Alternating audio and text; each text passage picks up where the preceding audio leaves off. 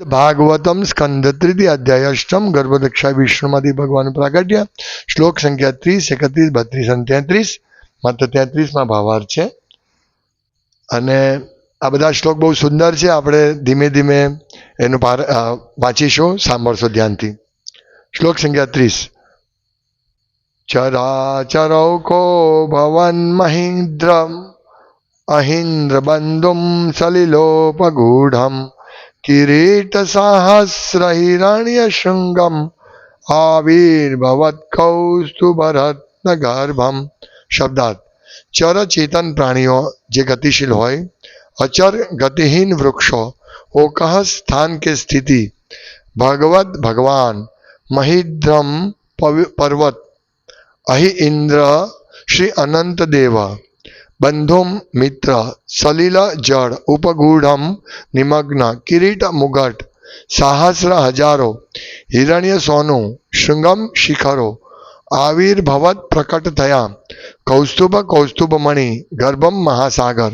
અનુવાદ: ભગવાન મહાન પર્વતની જેમ સકળ ચરાચર જીવોનું આશ્રય સ્થાન છે.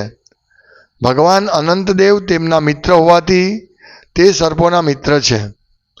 પર્વત પર સહસ્ર સ્વર્ણ શિખરો હોય છે, તેમ ભગવાન પર પણ અનંત નાગની હજારો સોને મળ્યા મુકુટવાળી ફેણોનું છત્ર હતું. કેટલીક વાર પર્વતોમાં રત્નો હોય છે, તેમ ભગવાનનું દિવ્ય શરીર પૂરેપૂરું બહુમૂલ્ય રત્નોથી વિભૂષિત હતું. કેટલીક વાર પર્વત મહાસાગરના જળમાં નિમગ્ન હોય છે, તેમ ભગવાન પણ કેટલીક વાર પ્રલય જળમાં નિમગ્ન હોય છે. આ ભગવાન અનંત શેષનું વર્ણન છે, ભગવાનની શૈયા. શ્લોક સંખ્યા 31. નિવીતમામ્નાય મધુવ્રત શ્રિયા સ્વકીર્તિમય્યા વનમાલયા હરિમ સૂર્યેન્દુવાયવગ્નગમં ત્રિધામભિઃ પરિક્રમત પ્રાદનિકૈર્દુરાસદમ. શબ્દાર્થ: નિવિતમ માં સંગ્રહાઈ જતા, આમનાય વૈદિક જ્ઞાન, મધુવ્રત શ્રિયા સૌંદર્યમાં મધુર સ્વર, સ્વકીર્તિમય્યા તેમની એટલે કે ભગવાનની પોતાની કીર્તિથી, વનમાલયા પુષ્પમાળાથી, હરિમ હરિને, સૂર્ય સૂર્યનારાયણ, ઇન્દુ ચંદ્રમા, વાયુ વાયુ, અગ્નિ અગ્નિ, અગમમ જેમની પાસે જઈ ન શકાય તેવા, ત્રિધામભિઃ ત્રણ ધામ વડે, પરિક્રમત પરિક્રમા કરતા, પ્રાધનિકૈ યુદ્ધ માટે, દુરાસદમ પહોંચવું ખૂબ કઠિન. અનુવાદ: ભગવાન બ્રહ્માજીએ પર્વતાકાર ભગવાનને આ રીતે જોઈને નિર્ણય કર્યો કે તેઓ જ પૂર્ણ પુરુષોત્તમ પરમેશ્વર હરિ હતા. તેમણે જોયું કે તેમના વક્ષસ્થળ પરની અતિ સુંદર દિવ્ય પુષ્પમાળા વેદોના ગાનના મધુર સંગીતથી તેમની સ્તુતિ કરી રહી હતી. યુદ્ધ માટેનું સુદર્શન ચક્ર તેમની રક્ષા કરતું હતું અને સૂર્ય, ચંદ્ર, વાયુ, અગ્નિ આદિ મહાન દેવો માટે પણ તેમની સમેત જવું મુશ્કેલ હતું. આ ગર્ભદક્ષા વિષ્ણુનું વર્ણન બ્રહ્માજી કરી રહ્યા છે કે જે હૃદયમાં દ્રશ્યમાન છે અને પુષ્પમાળા સ્તુતિ કરી રહી છે. જુઓ શ્લોક સંખ્યા 32. તર્યેવ તન્નાભિસરઃ સરોજમ આત્મા મંભઃ શ્વસનમ વિયચ્છ દદર્શ વૈ દેવો જગતો વિધાતા નાત પરમ લોક વિસર્ગ દ્રષ્ટિ. અનુવાદ: શબ્દાર્થ: તર્હિ તેથી, એવ જ તત્ તે ભગવાનનું, નાભી નાભી, સરહ સરોવર, સરોજમ કમળ, આત્માનમ બ્રહ્માજી, અંબઃ પ્રલય જળ, શ્વસનમ શોષક વાયુ, વિયત આકાશ, ચ પણ, દદર્શ ના તરફ જોયું, દેવ દેવતા, જગત વિશ્વના, વિધાતા રચનાર, ન નથી, અતઃ પરમ થી અન્ય, લોક વિસર્ગ વ્યક્ત બ્રહ્માંડનું સર્જન, દ્રષ્ટિ દ્રષ્ટિ. અનુવાદ: આ જગતના સર્જક વિધાતા બ્રહ્માજીએ જ્યારે આ રીતે ભગવાનના દર્શન કર્યા ત્યારે સાથે સાથે તેમણે પ્રભુની સૃષ્ટિ પર પણ દ્રષ્ટિપાત કર્યો.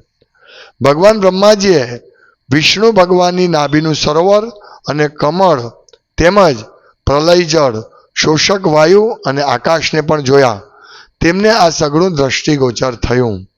બ્રહ્માજી જોઈ રહ્યા છે ભગવાન સાથે સાથે.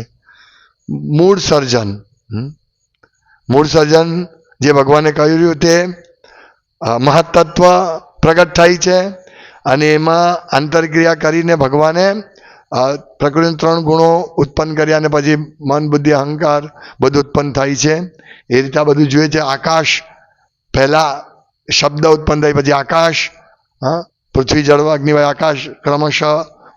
પહેલા આકાશ, પછી વાયુ, જળ, વાયુ પછી અગ્નિ, જળ અને પૃથ્વી.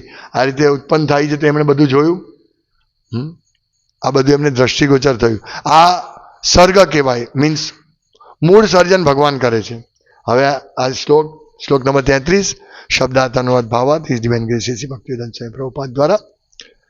સકર્મ બીજમ રજસોપરક્ત પ્રજા શિશુક્ષન્ય દેવ દ્રષ્ટવા અસ્તો દ્વિસર્ગાભિમુખસ્તમીડ્યમ અવ્યક્ત વર્તમન્ય વિવેશિતાત્મા. શબ્દાર્થ બોલો. સહ તે બ્રહ્માજી, કર્મ બીજમ વિશ્વની પ્રવૃત્તિઓના બીજ, રજસા ઉપરક્ત રજોગુણથી પ્રેરિત, પ્રજા જીવો, શિશુક્ષન સંતાનોત્પત્તિની ઈચ્છાવાળા, ઈયત સર્જનના બધા 5 કારણ, એવા આમ દ્રષ્ટવા ના પ્રતિ જોઈને, અસ્તૌ ને માટે સ્તુતિ કરી, વિસર્ગ ભગવાને સર્જન કર્યા પછીનું સર્જન, વિસર્ગ, આ વિસર્ગ ભગવાનનું સર્જન સર્ગ કહેવાય ને આ વિસર્ગ. અભિમુખ પ્રતિ તમ તે ઈડ્યમ પૂજન પાત્ર, અવ્યક્ત દિવ્ય વર્તમની ના માર્ગ, અભિવેશિત નિશ્ચિત આત્મા મન. અનુવાદ.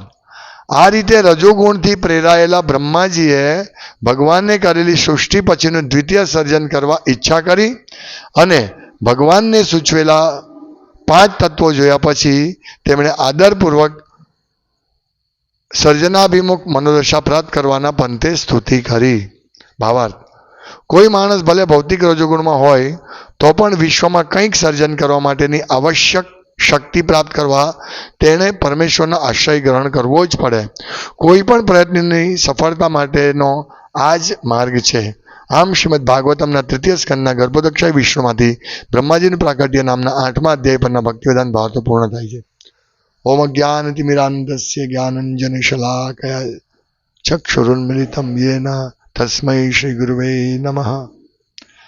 નામ શ્રેષ્ઠમ મનુમપી શચીપુત્રમત્ત સ્વરૂપમ રૂપમ તસ્યાગજામૃપરિમાધુરીમ ગોષ્ઠવતીમ રાધાકુંડમ ગિરિવરમહો રાધિકા માધવાત સંપ્રાપ્તો યસ્ય પ્રતિતો કૃપયા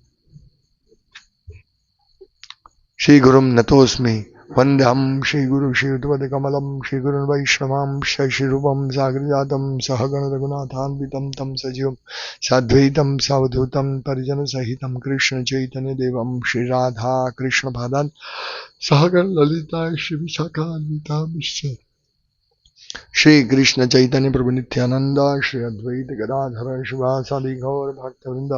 હરે કૃષ્ણ કૃષ્ણ કૃષ્ણ હરે હરે, હરે રામ રામ રામ હરે હરે. હરે કૃષ્ણ.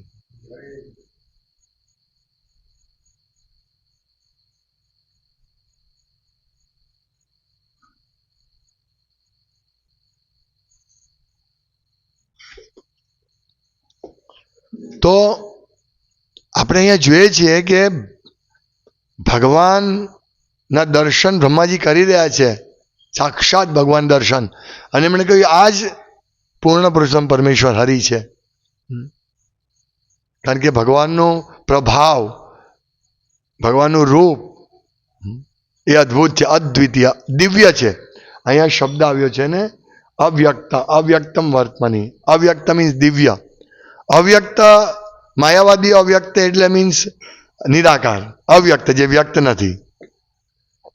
પણ અવ્યક્તનો અર્થ દિવ્ય છે, દિવ્ય પણ થઈ, એટલે અવ્યક્તનો અર્થ એ પણ થાય કે જે વ્યક્ત નથી, નિરાકાર, એ પણ થઈ શકે. પણ અવ્યક્ત દિવ્ય, આપણી ઇન્દ્રિયો માટે અવ્યક્ત છે, આપણી આંખ માટે અવ્યક્ત છે ભગવાન.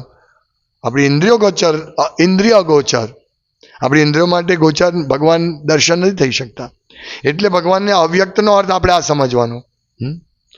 તો આટલા ભગવાન સુંદર છે અને એમણે બધી વ્યવસ્થા કરી આપી છે, એ બધું બ્રહ્માજી જુએ છે. પછી શું થાય છે, ભગવાનની રક્ષા અહીંયા લખે છે કે તેમના વક્ષસ્થળ પરની અતિ સુંદર દિવ્ય પુષ્પમાળા, એ પણ વેદોના જ્ઞાન, વેદોના ગાનના સુમધુર સંગીતથી તેમની સ્તુતિ કરી રહી હતી. વિચારો તમે. એટલે ભગવાનની સ્તુતિ સતત થઈ રહી છે. સાક્ષાત વેદો, ઉપનિષદ, શ્રુતિ આ બધા સદેહ ભગવાનની સ્તુતિ કરે છે. જ્યારે અર્જુન અને ભગવાન કૃષ્ણ આ બ્રહ્માંડનું ભેદીને કર્ણદક્ષ વિષ્ણુ પાસે જાય છે, ત્યારે આ જ રીતે ભગવાનની શક્તિ પ્રગટ થાય છે. અને જેટલી પણ ભગવાનની શક્તિ છે બધી પ્રગટ રૂપે, મૂર્તિમાન રૂપે પ્રગટ હોય છે. અને વેદો, ઉપનિષદ, શ્રુતિ આ બધી પ્રાર્થના કરે છે. 10મા સ્કંદમાં આવે છે કે ભગવાનને શબ્દો દ્વારા, શબ્દો તો પ્રાકૃતિક છે, અ બ ક ડ ક ખ ગ ઘ, તો એના દ્વારા દિવ્ય ભગવાનને કેવી રીતે સમજી શકાય, તો વેદો કેવી રીતે સમર્થ છે, તો બહુ સુંદર વેદોની સ્તુતિ વગેરે છે. એટલે ભગવાન વિશે અદ્ભુત જ્ઞાન 10મા સ્કંદમાં આવશે. આ રીતે વેદો સ્તુતિ કરે છે તે. તો અહીંયા વેદો સ્તુતિ કરી રહ્યા છે. ઇવન માળા, પુષ્પમાળા વેદોના ગાનથી સુમધુર સંગીતની સ્તુતિ કરી રહ્યા છે. હવે અહીંયા આ શ્લોકમાં જેમાં ભાવાર્થ પ્રભુપાદ આપ્યો છે તેમાં શું છે કે ભગવાન રજસોત્પરક્ત, બ્રહ્માજી રજોગુણના અધિષ્ઠાતા છે. એટલે રજોગુણ મીન્સ સર્જનની સ્તુતિ, મીન્સ કાંઈક કરવું છે, પેશન, દોડ ભાગ. તો રજોગુણથી બ્રહ્માજી એ છે અધિષ્ઠાતા છે. હવે એમને ઈચ્છા થાય છે, એ જોઈએ છે કે આ બધું રેડી છે, હવે હું સર્જન કરું, ભગવાનના રૂપ, એને એમને ઈચ્છા થાય છે. અને એ ઈચ્છાને કારણે ભગવાન બ્રહ્માજી શું કરે છે કે ભગવાનની સ્તુતિ કરે છે. લખે છે ને કે ભગવાનને સૂચવેલા, અહીંયા સૂચવેલા લખે છે, ખોટું છે. ભગવાનને સૃજન કરેલા 5 તત્વો જોયા પછી તેમણે આદરપૂર્વક સર્જનાભિમુખ મનોદશા પ્રાપ્ત કરવાના પંથે સ્તુતિઓ કરી. તો અહીં પ્રભુપાદ લખે છે કે વ્યક્તિએ ભલે રજોગુણમાં હોય પણ એણે કંઈ પણ સર્જન કરવું હોય તો એણે ભગવાનની સ્તુતિ કરવી પડે, ભગવાનને આશ્રય ગ્રહણ કરવું પડે. એટલે જ્યારે વ્યક્તિ ભગવાનને કાઢી નાખે છે તો એના જીવનમાં નિરાશા વ્યાપ્ત થાય છે. તમે જો આજે પણ આપણે કંઈ પણ વસ્તુ ઉદ્ઘાટન કરીએ, ઓપનિંગ કરીએ, ભક્તો તો ઓપનિંગ કરે તો ભગવાનને પહેલાં જ યાદ કરે છે, કીર્તન કરાવે છે. પણ અભક્તો પણ હોય તે પૂજા કરાવે છે, પણ એમને ખબર નથી પૂજા કોની કરાવી છે. આ એક ફરક છે ભક્તો અને અભક્તોમાં. એટલે અહીંયા બ્રહ્માજી આખું ચેપ્ટર, હવે નેક્સ્ટ ચેપ્ટર ભગવાનને પ્રાર્થના કરે છે બ્રહ્માજી, એ આપણે જોઈશું કાલથી. તો વ્યક્તિએ ભગવાનનો આશ્રય ગ્રહણ કરવો જોઈએ, એને કંઈ પણ કરવું હોય તો. એટલે તમે વિચારો કે જે લોકો આ જગતમાં પોતાની રીતે ઇન્દ્રિય તૃપ્તિ કરી રહ્યા છે અને જીવન જીવી રહ્યા છે, એ લોકો ભગવાનની પૂજા નથી કરતા, તો એ ના તો ન સુખમ ન પરામ ગતિમ, ન સ સુખમ ન પરામ ગતિમ, એમને નથી સુખ મળતું કે નથી એમની પરગતિ થતી. એટલે આપણે જે પણ તમોગુણમાં હોઈએ, રજોગુણમાં હોય કે ગમે તે ગુણમાં, સત્વગુણમાં હોઈએ, પણ આપણે હંમેશા ભગવાનની સ્તુતિ કરવી જોઈએ, ભગવાનનો આશ્રય ગ્રહણ કરવો જોઈએ. એ આ અધ્યાયનો સાર કહો. કારણ કે બ્રહ્માજી સ્તુતિ કરે છે, કારણ કે ભગવાનની સ્તુતિ વગર સર્જન શક્ય જ નથી. તો અહીંયા બ્રહ્માજીને પ્રગટ થયા પછી જો ભગવાન બ્રહ્માજી કેવા કામે લાગી ગયા, સેવામાં લાગી ગયા ને. વિચારો, એમને કાંઈ ખબર નહોતી કે શું કરવું છે અને શું ન કરવું છે. ઉત્પન્ન થાય છે, બધું જુએ છે કે આટલું આ બધું શું ચાલી રહ્યું છે, પોતાનું સર્જન કેવી રીતે થયું, પોતે ઉત્પન્ન કેવી રીતે થયું, એ બધું જોવા જાય છે. અને નથી જોતા ત્યારે તપ કરવા બેસી જાય છે. તો એક ક્ષણ બગાડ્યા વગર બ્રહ્માજી સતત એમની એક્ટિવિટી જો, સતત તપ કરીને તરત જેવા તપ કરી એમના દર્શન થાય છે ભગવાનના, અને ભગવાનના દર્શન થાય છે અને તરત જ સર્જન માટેની ઈચ્છા કરે છે ને સ્તુતિ કરે છે. એમણે જોયું પૃથ્વી, જળ, અગ્નિ, વાયુ, આકાશ,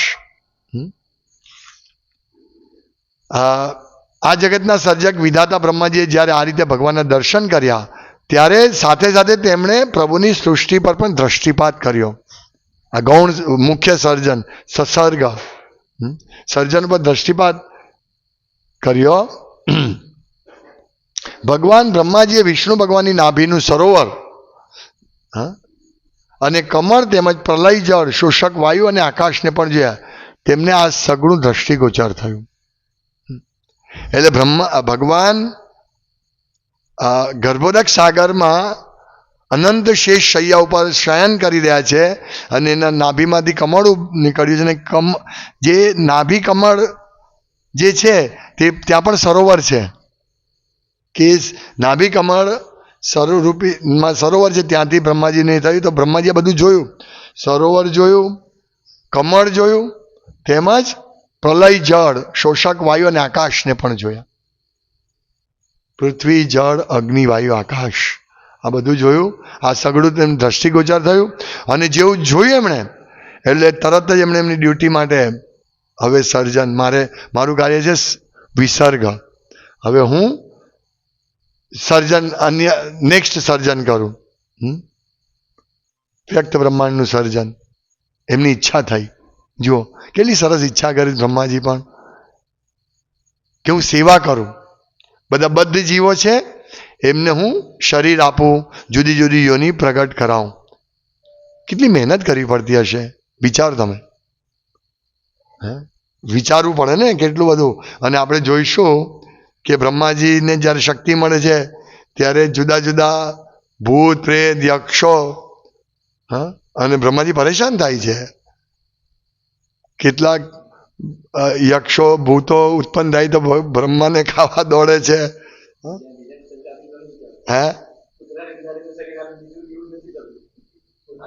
જબરજસ્ત સેવા. તમે વિચાર, બ્રહ્માજી, આપણે એમ માનીએ કે બ્રહ્માજી બેઠા હશે કમળ પર અને આરામ કરતા છે. ના, બહુ મહેનત કરે છે. તમે જુઓ, આ સેવા છે. એટલે આપણે ભક્તોએ બેસી નહીં રહેવું છે.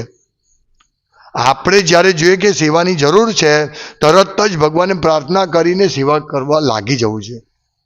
સેવામાં આળસ નહીં કરવાની કદી પણ. આ બહુ મોટી શિક્ષા છે. એટલે ખાલી આપણે લોકોને સેવા કરવાની નહીં, આપણે પણ લાગી જવાનું.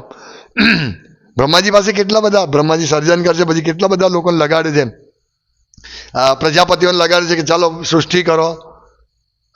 અને પ્રજાપતિ સૃષ્ટિ કરવા જાય છે ત્યાં એને પણ પ્રોબ્લેમ આવે છે. ધ્રુવ રાજા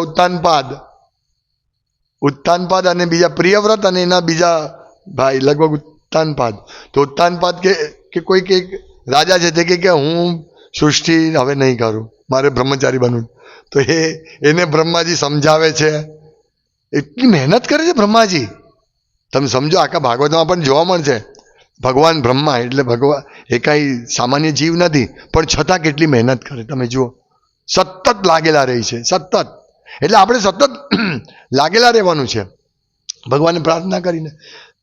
આપણો સમય વ્યર્થ નહીં જવો જોઈએ એક ક્ષણ પણ. આ રીતે લાગેલા રહેવાનું છે તો આપણે લોકોનો ઉદ્ધાર કરી શકીશું. બ્રહ્માજીનો ઉદ્ધાર થઈ ગયો છે, ભગવાનના દર્શન થઈ ગયા છે તમે જુઓ. પણ બ્રહ્માજી પછી વૃંદાવન નથી ચાલ્યા ગયા, ચલો હવે આપણે રિટાયર થઈ જાય ને આરામથી માળા કર્યા કરીએ, ભજન કરીએ. નહીં, બ્રહ્માજી કાર્યમાં લાગી ગયા તમે જુઓ. ભગવાન પ્રાર્થના કરી, આપણે જોઈશું અદ્ભુત પ્રાર્થનાઓ છે. તો પ્રાર્થના કરીને સીધા લાગી જાય છે. એટલે સેવા કરવાની, નો ડાઉટ. વૃંદાવન જવું હોય કે ક્યાંક પણ જવું હોય તો 24 કલાકની સેવા લઈને જાઓ. પ્રભુપાદ કહે છે ને કે વૃંદાવન રહેવું હોય તો 3 દિવસથી વધારે નહીં રહો, કે વૃંદાવનમાં આવીને ફરવા જશે લોકો. પણ જો વધારે રહેવું હોય તો સેવા કરવી જોઈએ. નહીંતર એમ નહીં બસ સવારે મંગળા આરતી ને પછી આખો દિવસ માળા કર્યા કરીએ ને પછી આરામ, ખાવું પીધું અને મોજ કરીને એ રીતે વૃંદાવનમાં નથી રહેવાનું. એ જ રીતે આપણે દરેક ભક્તે પ્રચાર, સાધના, સેવા કરતા જ રહેવાનું છે. આપણે વિચાર સમય ક્યાં છે પ્રભુજી? નહીં, સમય કાઢવાનો. ખાલી કામ કામ કામ નથી કરવાનું. સમય કાઢીને આપણે આ સેવા આ રીતે બ્રહ્માજીને સ્મરણ કરીને કે બ્રહ્માજી કેટલા એક્ટિવ છે. તમે જુઓ, હું વિચારતો હતો કે નરેન્દ્ર મોદી માનનીય મુખ્ય વડાપ્રધાન કેટલા એક્ટિવ છે. તમે જુઓ કેટલા એક્ટિવ છે કે આજના અહીંયા ગુજરાત આવ્યા છે તો સતત એ બધું કાર્ય કરે છે, સતત બધે વિઝિટ લે છે અને એક મિનિટનો ઉપયોગ કરીને તમે જુઓ. અને કેટલું બધું એમણે કાર્ય કર્યું છે. નો ડાઉટ એ ભૌતિક છે, પણ આપણે એમાંથી શું પ્રેરણા લેવાની છે કે activeness, dynamic. Brahmaji Narendra Modi dynamic છે ખરેખર. જે એમનું જે પ્રચાર કે આ જે હોય તે જુદી વસ્તુ છે, પણ આપણે એમાંથી શું લે ભાવ શું ગ્રહણ કરવાનું છે? ડાયનેમિક છે વ્યક્તિ ડાયનેમિક છે. આટલી ઉંમર 74 યર્સ એ છે, આટલું બધું દોડધામ કરવી. એ આપણે એમાંથી આ શીખવા જેવું છે કે આપણે પણ ડાયનેમિક પુસ્તક વિતરણ, પ્રચાર, ક્લાસ અને સેવા, ડાયનેમિક રહેવાનું. એક સેવા પતે એટલે બીજી પછી ત્રીજી. અરે ડાયનેમિક રહેવાનું. તો બ્રહ્માજી આવા ડાયનેમિક છે. યસ, ગતિશીલ, તરત જ એમ સેવા સેવા સેવા. હવે શું કેટલું બધું સર્જન કરે બ્રહ્માજી. તમે જુઓ, મનમાંથી, એમના આખા શરીરમાંથી જુદા જુદા વ્યક્તિ તો ઉત્પન્ન થાય છે. પહેલા જ ઉત્પન્ન થઈ 4 કુમારો. 4 કુમારો કે હવે અમે સૃષ્ટિ નહીં કરીએ, અમે તો બ્રહ્મચારી રહેવા માંગીએ છીએ. અને બ્રહ્માજી પછી એને ગુસ્સો કરે છે અને રુદ્ર પ્રગટ થાય છે. આ રીતે જબરજસ્ત સતત બ્રહ્માજી લાગેલા રહી છે. અને કઈ રીતે લાગે છે તે કહે છે, કોઈ માણસ ભલે ભૌતિક રજોગુણમાં હોય તો પણ વિશ્વમાં કંઈક સર્જન કરવા માટેની આવશ્યક શક્તિ પ્રાપ્ત કરવા માટે તેણે પરમેશ્વરનો આશ્રય ગ્રહણ કરવો જ પડે. કોઈ પણ પ્રયત્નની સફળતા માટેનો આ જ માર્ગ છે. તો આપણે ભગવાનનો આશ્રય ગ્રહણ કરીને આપણી સેવામાં સતત લાગેલા રહેવાનું છે. હરે કૃષ્ણ. શ્રીમદ ભાગવતમના 3ય સ્કંદના ગર્ભોદક્ષાય વિષ્ણુમાંથી બ્રહ્માજીના પ્રાગટ્ય નામના આત્માધ્યાય પરના ભક્તિવેદાંત ભાવાર્થો પૂર્ણ થાય છે. હરે કૃષ્ણ કૃષ્ણ કૃષ્ણ હરે હરે, હરે રામ રામ રામ હરે હરે. શ્રીમદ ભાગવતમ કી જય. શ્રીમદ પ્રભુપાદ કી જય.